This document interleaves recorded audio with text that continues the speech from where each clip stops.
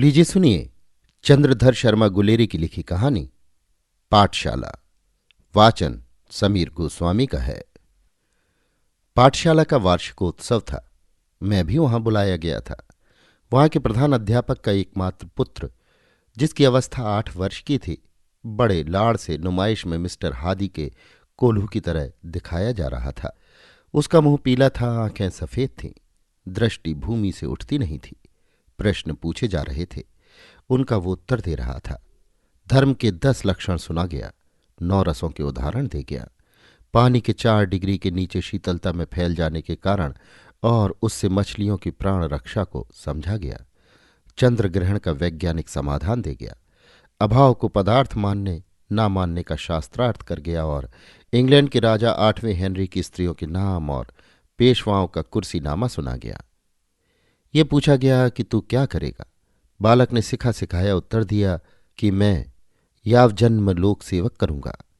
सभा वाह वाह करती सुन रही थी। पिता का हृदय उल्लास से भर रहा था।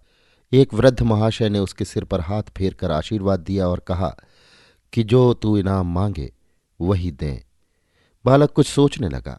पिता और अध्यापक इस चिंता में लगे कि देखें ये पढ़ाई का पुतला कौन सी पुस्तक मांगता है। बालक के मुख पर विलक्षण रंगों का परिवर्तन हो रहा था।